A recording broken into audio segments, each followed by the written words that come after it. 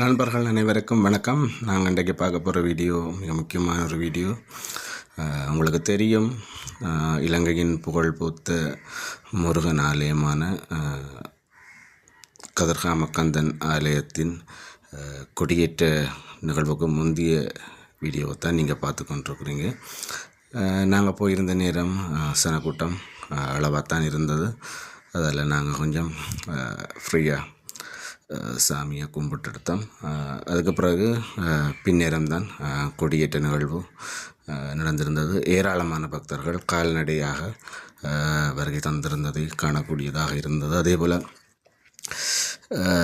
ஏனைய இடங்களிலிருந்தும் பிரயாணம் செய்து ஏராளமான பக்தர்கள் வந்து அன்றைய தினம் வந்து ஆலயத்தில் வந்து குழுமியிருந்ததை நாங்கள் காணக்கூடியதாக இருந்தது. அந்த வீடியோ தான் பார்க்குறீங்க. நன்றி.